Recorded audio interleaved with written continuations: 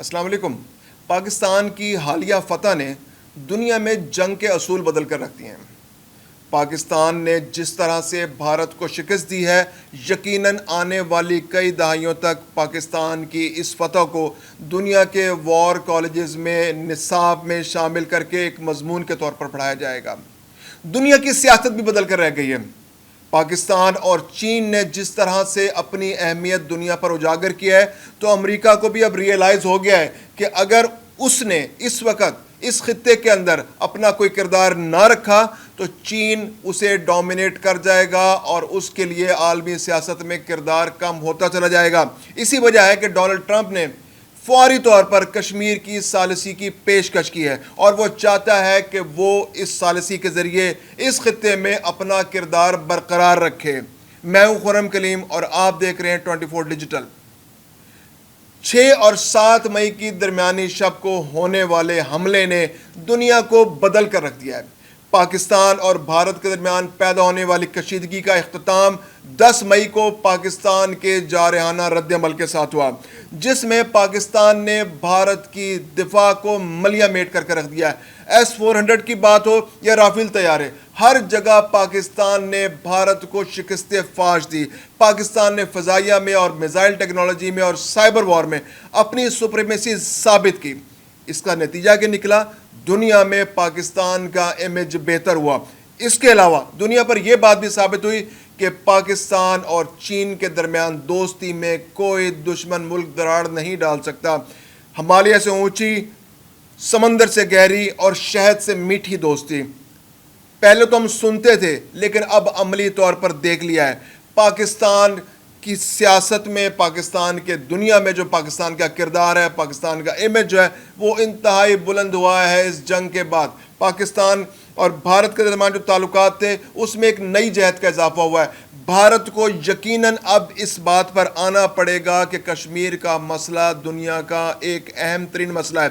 اور بھارت کے اندر بھی یہ ریئلائزیشن موجود ہے۔ جیسے کہ شیخ عمر فاروق کہتے ہیں، جو وزیر اعلیٰ تھے پہلے مقبوضہ کشمیر کے،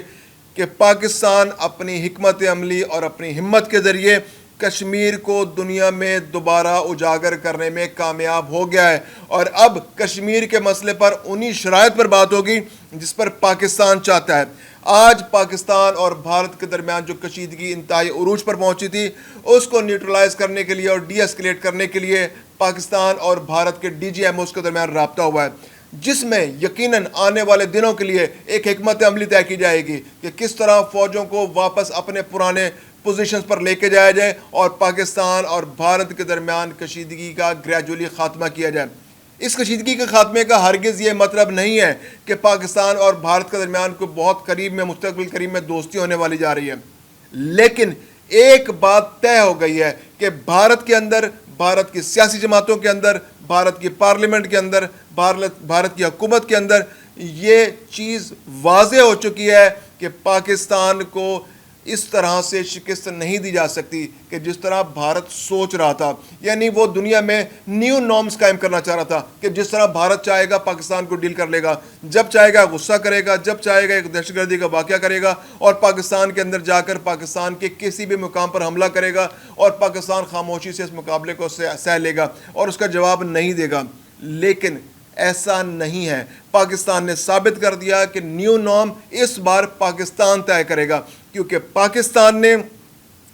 جس طرح سے دفاع کے شعبے میں اپنی تیاری کر رکھی تھی، اور خاص طور پہ پلوامہ اور اس کے بعد جو بالا کوٹ اٹیک تھا، وہ پاکستان کے لیے آئی اوپنر تھا، اور پاکستان کی تیاری دنیا کے لیے ایک مثال بن گئی۔ اب دنیا میں آنے والی جنگیں، اگر خدا نخواستہ کوئی جنگ ہوگی تو وہ اسی نقطہ نظر کے ساتھ ہوگی۔ جس طرح سے پاکستان نے ہینڈل کیا بھارت کو، اب دنیا اسی طرح سے آگے معاملات کو لے کے چلے گی، اور آنے والے دنوں میں جو جنگوں کی تیاریاں ہیں اور اگلی جنگ کی تیاری بھی اسی طرز پر کی جائے گی۔ یعنی کہ اس جنگ میں کیا ثابت ہوا کہ بری افواج کی اہمیت نہ ہونے کے برابر رہ گئی۔ ساری کی ساری جنگ فضائیہ اور میزائل ٹیکنالوجی کے ذریعے لڑی گئی، اور باقی رہی سے کسر سائبر وار کے ذریعے پوری کی گئی۔ یعنی کہ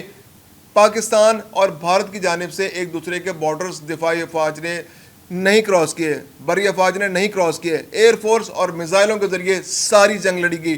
اور بھارت پر پاکستان کے صرف 1.5 سے 2 گھنٹے کے اٹیک نے دنیا میں یہ ثابت کر دیا کہ جنگ 150-2 گھنٹے میں بھی جیتی جا سکتی ہے، اور بھارت نے گھٹنے ٹیک دیے، بھارت نے پاؤں پکڑے امریکہ کے کہ جناب ہمیں پاکستان سے بچا لیجئے۔ پاکستان چائنیز ٹیکنالوجی کا جس طرح سے استعمال کر رہا ہے، اس کی جو تیاری ہے، اس کے پاس جو ایکوپمنٹ موجود ہے، اس نے بھارت کے جو تمام منصوبوں کو خاک میں ملا کر رکھ دیا ہے، اور جتنے دن گزرتے جائیں گے بھارت کا نقصان شدید سے شدید تر ہوتا چلا جائے گا۔ اور سب سے پہلے پاکستان نے جس طرح سے اس کی انسٹالیشنز کو حملہ کیا اور اس کے انسٹالیشنز کو نقصان پہنچایا، وہ بھارت کے لیے نقصان برداشت کرنا ممکن نہیں تھا۔ اگر یہ جنگ 2-3 دن اور چل جاتی تو اس کے بعد شاید بھارت سنبھلنے کا بھارت کو موقع نہ ملتا، اور اس کے ہاں جو اکنامک گروتھ کی جو ایکٹیویٹی چل رہی ہے وہ ساری تباہ ہو جاتی، اور اس کے بعد بھارت کی کمر ٹوٹ جاتی ہے، اور بھارت کی معیشت کو سنبھلنے کے لیے اور اس رفتار پر واپس آنے کے لیے شاید کئی دہائیاں ضرورت ہوتی۔ مودی کی حکومت عالمی سیاست کی بات چھوڑیں، بھارت کی اندرونی سیاست میں بھی 10 مئی کا دن ایک زبردست اہمیت کا دن ہے۔ بھارت کے اندر یہ ریئلائزیشن ہے کہ مودی کی سیاست ختم ہوگی، عوام نے مودی کو مسترد کرنے کی تیاریاں کر لی ہیں، اور وہ ری ایکشن شدید طرح سامنے آ رہا ہے۔ را اور مودی اور بھارت کے جو اسٹیبلشمنٹ تھی، جس طرح سے ملک کو چلانے کی کوشش کر رہے تھے اور اسے ہندوتوا کی طرف لے جا رہے تھے، وہ منصوبہ خاک میں ملتا دکھائی دے رہا ہے۔ اب بھارت کے اندر ان قوتوں کو دوبارہ سے اہمیت ملے گی جو اس خطے میں امن چاہتے ہیں، جو دوستی چاہتے ہیں، جو جنگ نہیں چاہتے۔ پاکستان اور بھارت کے درمیان مستقل بنیادوں پر دوستی ہونا بہت مشکل ہے۔ جب تک مسئلہ کشمیر حل نہیں ہوتا، یہ دوستی نہیں ہو سکتی مستقل بنیادوں پر۔ اس لیے جو لوگ دوستی نہیں بھی چاہتے تو امن کے تو خواہاں وہاں پہ موجود ہیں، جو نہیں چاہتے کہ پاکستان اور بھارت کے درمیان جنگ ہو، کیونکہ جنگ دونوں ملکوں کی عوام کے لیے اور دونوں ملکوں کی معیشت کے لیے انتہائی نقصان دہ۔ تو اس جنگ کے بعد جو 10 مئی کو ختم ہوئی ہے، بھارت میں جنگ کے دشمنوں کو تقویت ملی ہے۔ اب وہ لوگ سیاست میں آگے آئیں گے جو جنگ نہیں چاہتے۔ دوستی کی بات بہت دور ہے۔ جس طرح بھارت کے جو اہم سیاستدان ہیں، ششی تھرور جو وزیر خارجہ بھی رہے، تو ان کا بھی یہ کہنا ہے کہ پاکستان اور بھارت کے درمیان دوستی ہونے میں بہت وقت لگے گا، کیونکہ جتنا گہرا زخم پاکستان نے بھارت کو دیا ہے، بھارت اس کی سبکی اس کو ساری زندگی برداشت اس کے ساتھ رہے گی، اور اس زخم کو منتمل ہونے میں شاید کئی سال یا ایک آدھ دہائی لگ جائے، اور اس کے بعد ہی پاکستان اور بھارت کے درمیان دوستی ہوگی۔ اور بھارت کو یہ بات روز روشن کی طرح پتہ چل گئی ہے کہ پاکستان اور چین کا اتحاد کسی طرح نہیں توڑا جا سکتا۔ بھارت کے جو اہم سیاسی رہنما ہیں، جو راہل گاندھی، انہوں نے بڑا کھل کے پارلیمنٹ میں بات کی۔ انہوں نے کہا کہ بھارت کی جو خارجہ پالیسی ہے، اس کا جو بنیادی نقطہ ہے وہ یہ ہے کہ پاکستان اور چین کو ایک دوسرے سے دور کیا جائے، ان کی دوستی کو ختم کیا جائے۔ لیکن انہوں نے کہا کہ بھارت کی جو مودی حکومت ہے، اس نے جو حرکت کی، اس کے بعد تو بھارت اور پاکستان کی دوستی تو اور زیادہ قریب ہو گئی ہے۔ تو اس طرح پاکستان نے بھارت کی خارجہ پالیسی کے جو سب سے بنیادی نقطے، یعنی چین اور پاکستان کی دوستی کا خاتمہ کرنا کو ہمیشہ کے لیے دفن کر دیا ہے۔ اور جس طرح سے یہ کولیبریشن سامنے آیا ہے، یہ دنیا کے لیے بھی مثال ہے کہ پاکستان اور چین کی دوستی اٹل ہے اور اس کو کبھی ختم نہیں کیا جا سکتا۔ اس کے علاوہ جو کشمیر کا مسئلہ ہے، اس کو دنیا میں دوبارہ اہمیت ملی ہے، اور اب انشاءاللہ آنے والے دنوں میں کشمیر کے مسئلے کو دوبارہ مذاکرات کے ٹیبل پر لایا جا سکتا ہے۔ اور بھارت اور پاکستان اگر سنجیدہ ہوں، خاص طور پہ بھارت کی طرف سے سنجیدگی کا مسئلہ ہے، کیونکہ بہت دفعہ، ایک دفعہ جب 2018 میں 1998 میں دوستی بس کے موقع پر، اور اس کے بعد آگرہ سمٹ، اور اس کے بعد پاکستان اور بھارت کے درمیان مشرف اور منموہن اور مشرف اور واجپئی کے دور میں جو ایکٹیویٹی ہوئی، اس وقت پاکستان اور بھارت مسئلہ کشمیر کے حل کے بہت قریب پہنچ گئے تھے، اور اس میں بہت سارے سٹیپس پر امپلیمنٹیشن بھی ہو گئی تھی۔ اگر دونوں ممالک سنجیدگی سے ٹیبل پر بیٹھیں اور بھارت اپنی ہٹ دھرمی سے باز آ جائے، کیونکہ پاکستان نے مسئلہ کشمیر کے حل میں ہمیشہ سنجیدہ رہا ہے، تو اس مسئلے کا فوری طور پر حل نکل سکتا ہے۔ بھارتی ایک ڈپلومیٹ سے ہماری بات ہوئی، ان کا کہنا تھا کہ مسئلہ کشمیر کا ڈرافٹ 2007 میں تیار ہو گیا تھا، صرف فل سٹاپ اور کاما لگنے باقی تھے۔